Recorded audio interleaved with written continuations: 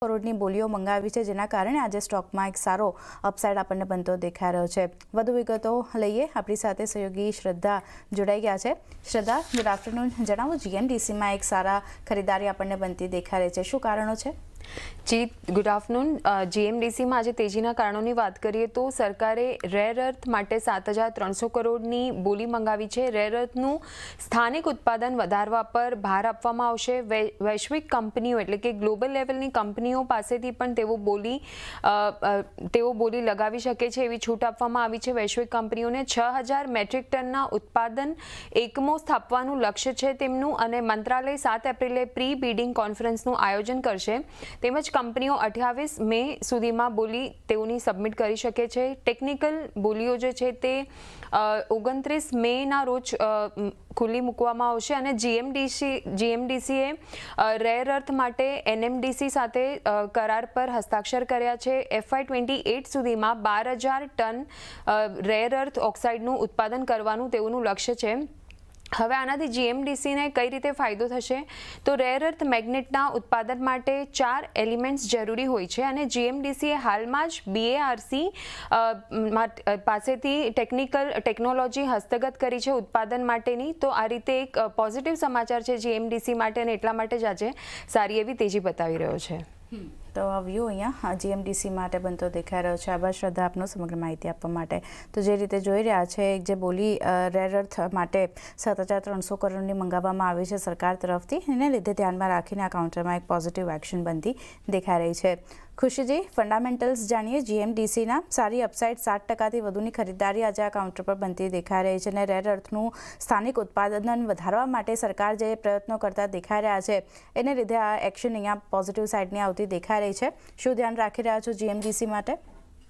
તો અગર આપણે જીએમડીસીની વાત કરતો જેવી રીતના રેર અર્થ મેટલ્સની અગર આપણે હાલમાં જે યુઝેજ અને ડિમાન્ડ છે આપણે ડે બાય ડે વધતી આપણે દેખાય છે, કેમ કે જે પણ સેક્ટર્સમાં જેમ કે ઈવી છે, સેમિકન્ડક્ટર્સ છે, જે આપણે હાઈએસ્ટ હમણાં એક ડિમાન્ડને આપણને એક ઇનોવેશન આપણે જો ફેસ કરી રહ્યા છે, એ સાઈડ બધા માટે જે બેસ્ટ અંડરલાઇન જે સેટ હોતો હોય છે, જેની સૌથી વધારે ડિમાન્ડ હોતી હોય છે, ક્રિટિકલ જે મિનરલ અર્થ રેર અર્થ મેટલ્સ હોય છે, મિનરલ્સ હોય છે, એ લોકોની હોય છે, અને વેરેઝ હમણાં પણ જીએમડીસી એના પર સૌથી વધારે હમણાં બિડ કરતા આપણે એનું હમણાં દેખાઈ રહ્યું છે, જે તે આજે આપણે જોશું, પરંતુ સ્ટોકે ઘણું પોઝિટિવલી આજે રિએક્ટ કર્યું છે।